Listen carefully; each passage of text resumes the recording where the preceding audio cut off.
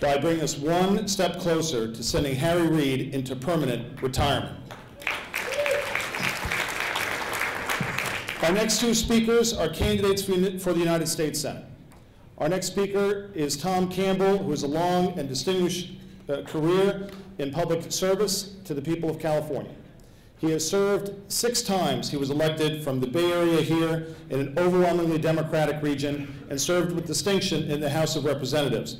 He's recognized from time to time as, and earned such title as the most frugal state senator, the smartest state senator, the nicest guy in the California Republican Party, and other distinguished titles that we bestow upon people in positions of leadership. He's a great man, he's a great leader, he's a great candidate. Please welcome Tom Campbell.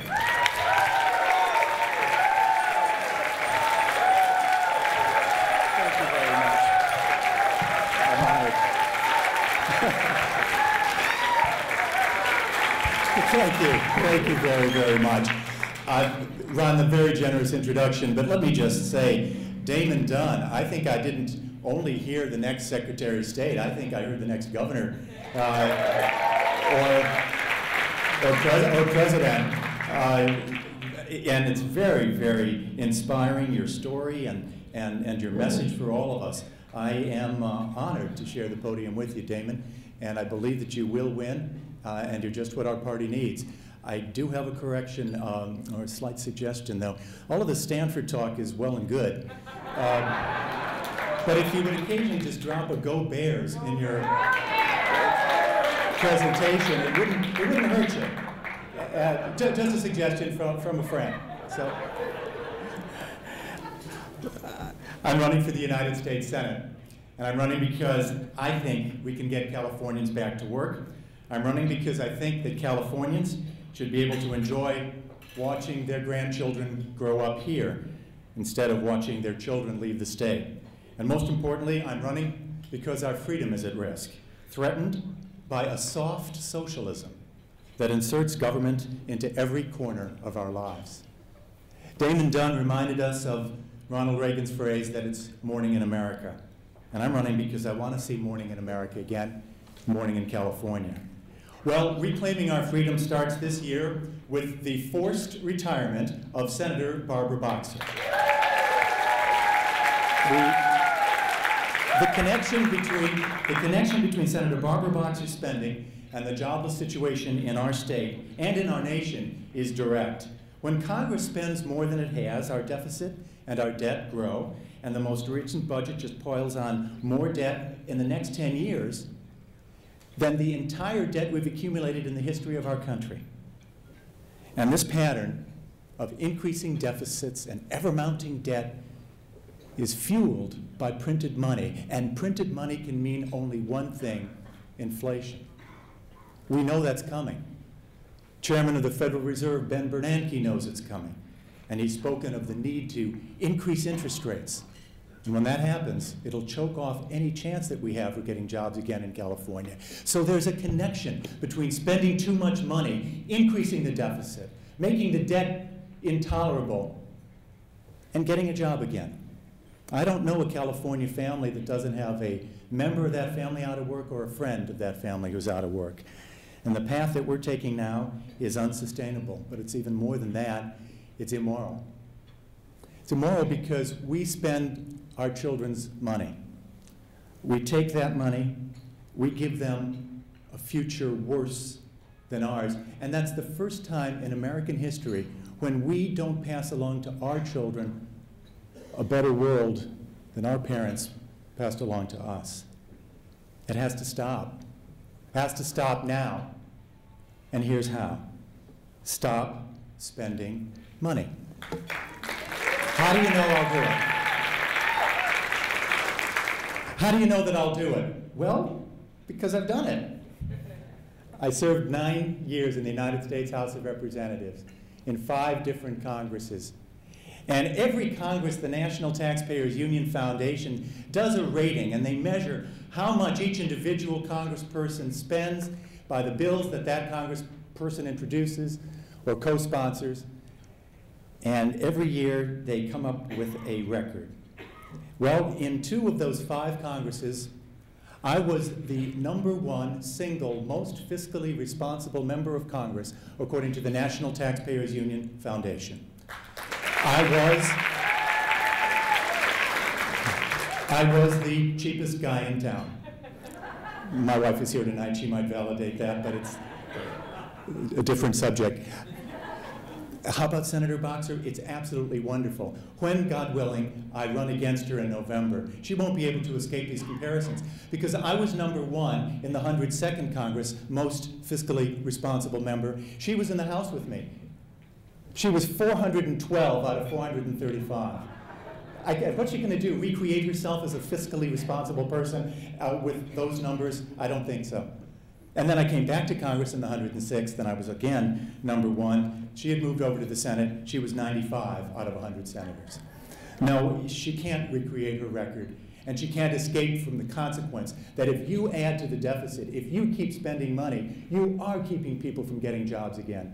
You are running the risk that we print money to cover those deficits, and that the Federal Reserve then tightens it by making the interest rates higher and the results of unemployment. Another threat to our freedom is posed tonight. It's the health care bill that's pending in Congress. Let's send a message. Let's send it right here from Santa Clara and speak in a united voice tonight. You must stop this health care bill. You must stop this attack. You must stop this attack on our freedom. You must stop a system that makes you pay a fine because you don't have the health care plan that the Democrats think that you should, and that you must pay at special tax if you have a health care plan that they believe is more generous than you should have. Tonight, we say no. Let's harness free market competition. We'll deliver health care. We'll focus on those who are truly in need. And we know there are those who are truly in need. Those with pre-existing conditions who can't get health insurance, those who are too poor to qualify for it, but could. And those two groups together are 18 million. They're not 41 million, or the number that the Democrats most frequently use these days, 31, after they subtract the number of illegal aliens out of the earlier number. It's 18 million. And we can help those 18 million if we focus on them, or we can use those 18 million as a pretext, as an excuse for creating a soft socialism and replacing the free market, replacing the engine of the greatest production of opportunity the world has ever seen with a federal system. It's clear to me. We need to use the free market and remove the impediments to it, like frivolous lawsuits that add to the cost of delivered medicine, because doctors and nurses are afraid that somebody's going to bring a long-shot lawsuit against them and drive up the cost of health care. It's the free market that needs to operate, not a special antitrust exemption just for the health insurance market. It's the free market that offers competition across state lines for insurance so that people can choose the package that's best for them. It's the free market, not government, that has allowed America to create goods and services of the highest quality and the lowest cost ever in the history of the world. And it'll work in healthcare as well. And when it comes to defense of our nation, our commitment must be unwavering. Stay focused on the mission in Afghanistan. Root out al-Qaeda and the Taliban. End that dangerous mindset that reduces terrorism to just another criminal offense like car theft or petty vandalism. Keep Guantanamo open. Use military tribunals to try those who are enemies of our country.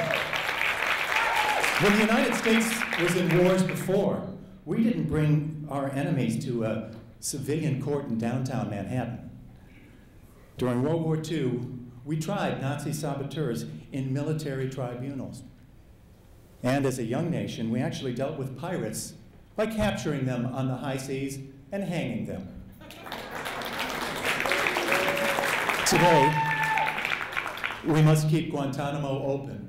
And if that means that we hold these terrorists indefinitely, as long as they are at war with us, so be it. After all, they're the ones who chose that path. principles are so clear. Nothing matters more than keeping our people safe. Senator Barbara Boxer's record, I've already told you about on the economic issues. Now let me talk a little bit about her record on the use of force when America's threatened in the world. Californians are going to have a chance to measure the two of us this November, I believe, and take the measure of how we respond to a foreign policy crisis. You see, Senator Boxer and I were both in the House of Representatives when Saddam Hussein invaded Kuwait. We both represented districts in the Bay Area. I was representing the very place where we're meeting tonight.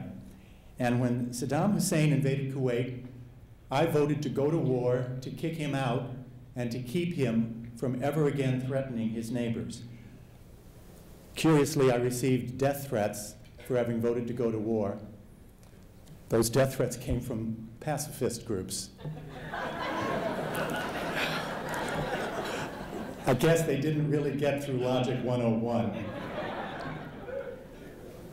Then Congresswoman Barbara Boxer voted no when Saddam Hussein invaded Kuwait. But even more remarkably, during the war, when Saddam Hussein was shooting Scud missiles into Israel and into Saudi Arabia, where our troops were, Congresswoman Barbara Boxer called for a pause for peace. I'm not making this up, so that we would, I guess, sit down and rap with Saddam and figure out his base, I guess. Now we know that Saddam Hussein was targeting his Scud missiles imperfectly. Had we stopped the aerial bombardment of Baghdad, he would have been able to target those missiles much more effectively to devastating consequence. I don't think there's a clearer conflict, a clearer contrast, a clearer reason to vote for a congressman to be a senator who stood up to a threat to America and to America's allies, and against a senator and a congresswoman who didn't realize the importance of the Powell Doctrine. Achievable objective, overwhelming force to the completion of the task at hand. Well, we know that Congresswoman Barbara Boxer's call for pause for peace so many years ago was just the beginning of a 20-year record of weakness. Today, to the military commanders who are keeping us safe, she had but one thing to say: don't call me ma'am, call me senator. With that attitude for our uniformed armed services personnel, I think she richly deserves another title: former senator. People are fed up. People are fed up. They're tired of a government that spends too much, and of creeping command and control mentality, of throwing good money after bad, of huge trillion-dollar bailouts, of provisions for the new GM, which is government motors instead of General Motors. And I just want to tell you a brief word that when I was in Congress, I actually saw this coming. And when the proposal was made to allow banks to grow and grow, there were only 6 Republicans who said no, who voted no on the bill that repealed Glass-Steagall and that started us down this path of ever larger banks until they became too big to fail. I was among those 6. And when President Clinton unilaterally waged war without congressional approval, I actually read the Constitution. And I noted that it was the duty of the Congress to declare war, that no president could take us to war on his own. And I observed that at the time, and I brought to the floor of the House of Representatives a vote to get the people's representatives on record. And when President Clinton ignored the vote that failed to give him that approval, I brought a lawsuit against President Clinton, and I stood with other members of Congress who respected the Constitution as I did. Among them, Ron Paul, Joe Scarborough, Phil Crane, Dan Burton, and Tom Tancredo. President Bush, when he led our country to war in Iraq and Afghanistan, and his father, when leading our country to war to expel Saddam Hussein from Kuwait, obtained the approval of Congress. President Bill Clinton didn't, and I stood up to him. Here in California, I led the fight for Prop 76. It would have balanced our budget, led to a rainy day fund. It would have kept us from our current state budget crisis. That was 5 years ago. Looking back on it now, I think what a difference it would have made.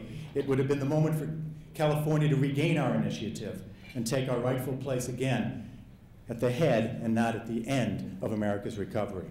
In all these examples, I hope I showed that I was not afraid to stand alone, to do what was even perceived to be unpopular, because I thought it was right.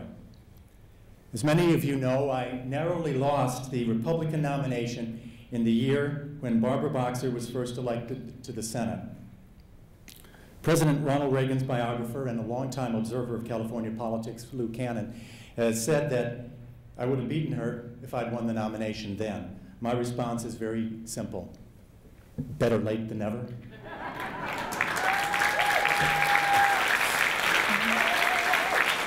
It's never too late to reclaim our state, never too late to reclaim our country, never too late to reclaim our freedom. And that starts by giving Senator Barbara Boxer lots of time to reminisce on her career in public service after November.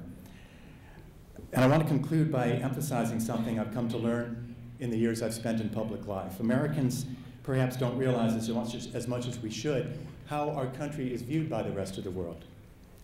As a member of Congress, I came to appreciate the unique gift that America has given to the world, our unique place in the civilization of the world and in the process of improvement over centuries where we stand. We Americans are the society which has provided the greatest amount of personal liberty that the world has ever seen. And it's no coincidence that we've also achieved the ability to create more economic opportunity than any other country ever has. As a member of the House of Representatives International Relations Committee, I was presented with the reality of how the rest of the world really sees us.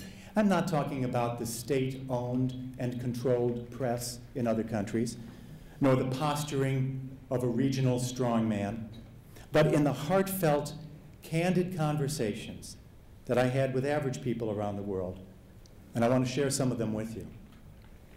I recall visiting Burma.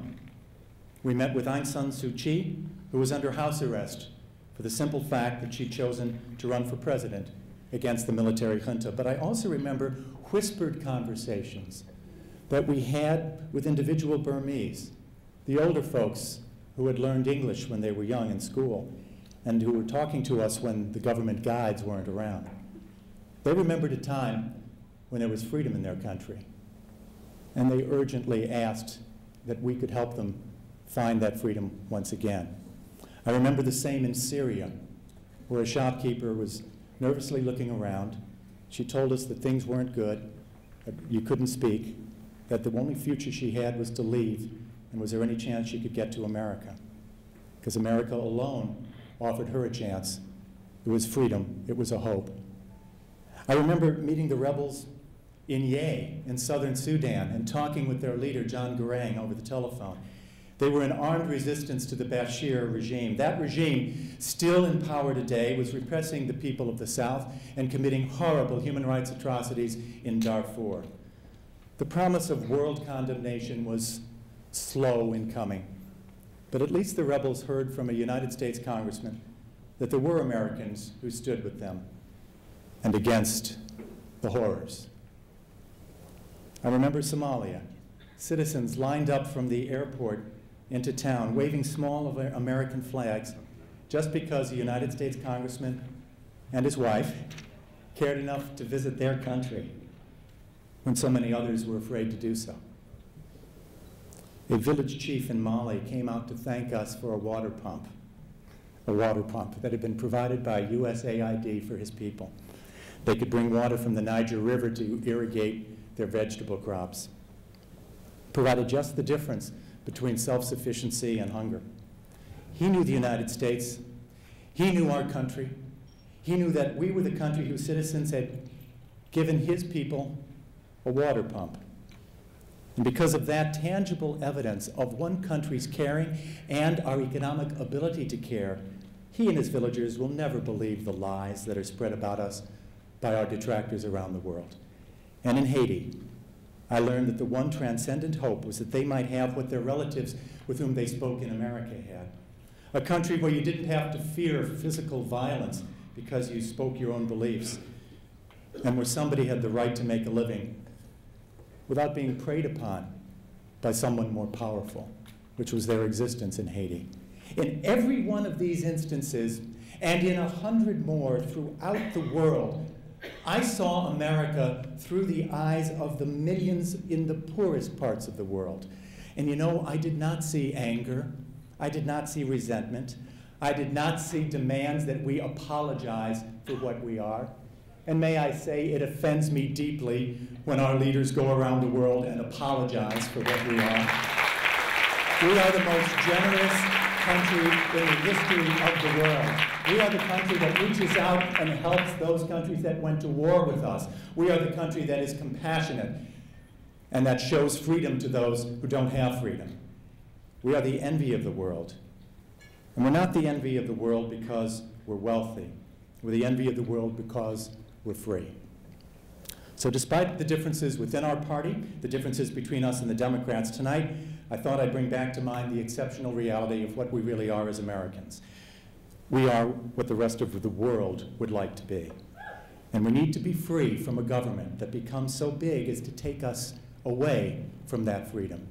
A government that can promise us everything and be so powerful as to take from us everything. We also have to remain free from the politics of envy, where every problem, however serious, escapes analysis because it's easier to blame somebody. And another person's success is not pointed to as an example to be emulated, but rather as a premise for taking that success away through confiscatory taxation. We have to remain free from the temptation to replace the most productive engine of opportunity the world has ever seen, the free market economy of the United States of America, with watered-down socialism, whether under the guise of public option, or preventing excessive risk, or making the banks pay, even those who never took a dime of TARP money, or forcing the rich to pay their fair share, when 4% of the people of America are today paying more than 50% of the entire federal income tax bill. I'm running for the United States Senate to fight that we hold on to these kinds of freedoms and to do all I can to expand them. Since the day I left being a law clerk on the United States Supreme Court, I've spent 18 years in education, 11 years in elective office, 2 years working in Ronald Reagan's administration. On the arithmetic, that makes me a career teacher, not a career politician, as one of my colleagues occasionally likes to say. You know, teaching is one of the greatest careers there is. And I don't put down anybody who chose a different path, but I'll say to you tonight, I wouldn't change a day along the path that I've chosen. My path does occasionally mean taking criticism, and it means surrendering privacy that you or your family might prefer. And that's a special contribution by my wife, Suzanne, who's here tonight, that I acknowledge with the deepest gratitude. But America's worth it. Our country's worth it. Our Republican message of individual freedom, less government, more liberty, is worth it. If, God willing, when I am the Republican nominee for the United States Senate, I'll carry our party's convictions to victory in November. For less government, for more freedom, for individual liberty, and for a return to a country and a state where we hand a future once again to our children, even brighter than the one that we received from our parents. It's going to be 1980. It's going to be 1994. There will again be morning in America. Thank you. God bless America, and God bless the United States.